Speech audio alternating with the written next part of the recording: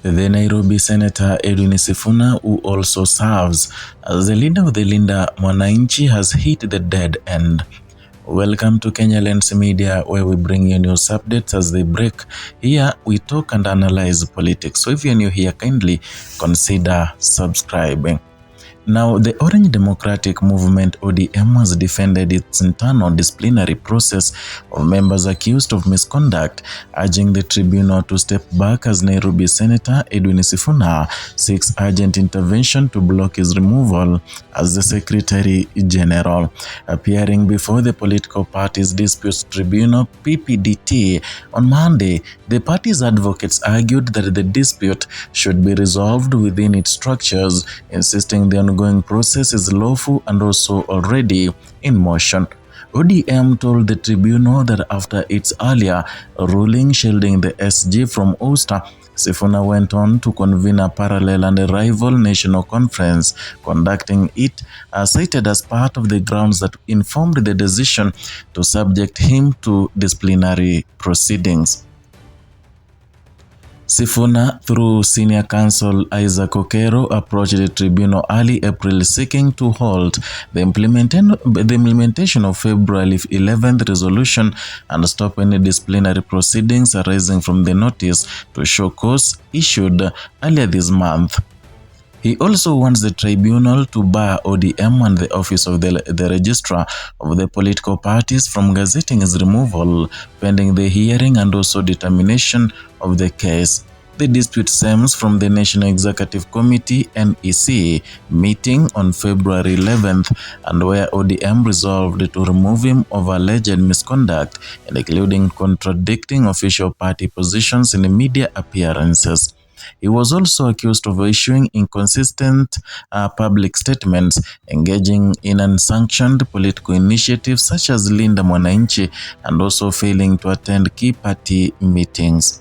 Sifuna maintains the decision was unlawful and violated his right to a fair hearing, saying he was neither notified of the allegations nor given an opportunity to respond. After the fallout, he moved to the tribunal, but his earlier case was struck out in March for failing to exhaust internal party mechanisms, and following that ruling, Sifuna wrote to ODM invoking arbitration under the party constitution, proposing a panel of arbiters to resolve the dispute.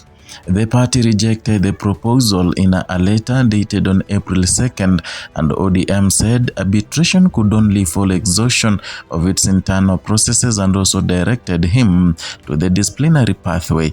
On the same day, ODM issued a notice to show cause listing allegations of misconduct and summoning him to appear before a disciplinary panel. Sifuna now urges the process, argues that the process is flawed and predetermined. It purports to give him an opportunity to show cause while concurrently requiring him to attend a disciplinary hearing, rendering the process illusory. But ODM told the tribunal the case is premature and an attempt to derail an ongoing internal process. ODM argued that its constitution provides a structured dispute resolution framework, with disciplinary proceedings forming part of the internal mechanism. It maintained that February 11th resolution was not final but merely triggered internal processes, including possible disciplinary action. The party further told the tribunal that Sifuna had already submitted himself to the process by seeking particulars of the charges and also requesting more time, undermining his challenge. Lawyers from ODM also raised a preliminary objection, arguing the tribunal lacks jurisdiction until internal mechanisms are fully exhausted. They urged the panel to remit the matter back to the party's disciplinary organ and also decline to intervene at this stage. The party also accused Sifuna of relitigating issues previously addressed by the tribunal and also attempting to circumvent internal processes. And in response, Sifuna's advocate Isaac Okero insisted that the tribunal has jurisdiction, arguing that Sifuna had already attempted internal dispute resolution as required by the law. He pointed to a letter dated April 1st as evidence of good faith effort to resolve the dispute internally, which he said ODM ignored.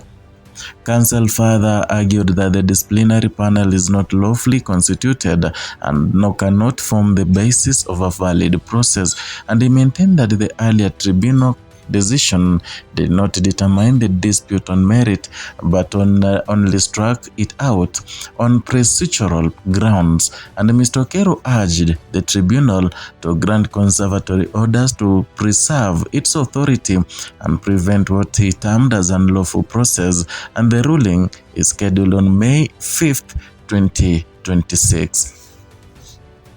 And this also raises questions from Kenyans on why Edwin Sifuna is really sticking to the ODM party, yet many people are calling him to start his own platform, to start his own party so that the Kenyans can support him as if eyes the bigger office. Many people are questioning the reason why he's still sticking to what he said, that it's not necessary.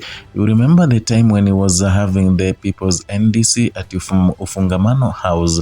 Edwin Sifuna said that he does not work for, or rather he can't be the Secretary General of mediocrity, that he cannot be the Secretary General to Oburu, and asked Oburu Ginga, who is the party lead of ODM, to look for his own SG. So many questions are arising why Edwin Sifuna is antagonizing whatever he had said at Ufungamano, something that made many Kenyans who believe in him happy, and felt that now he is going to journey, or that he is going to focus on his journey and leave alone the ODM party.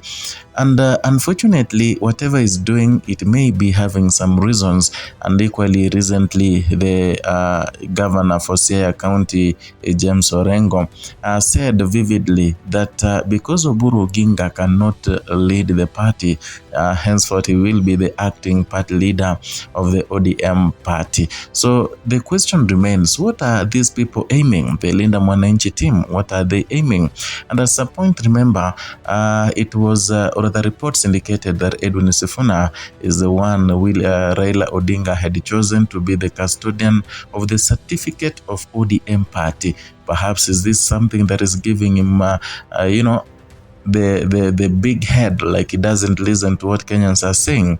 It is a question that needs answers, but keep it here on Kenya Lens Media. We will be giving you answers soon in a vivid analysis in the following videos. Kindly, if you are new here, consider subscribing, liking and sharing our content to other platforms such as Facebook and WhatsApp groups. Equally, hit the notification bell so that you can be receiving notifications each and every time we bring you a new content.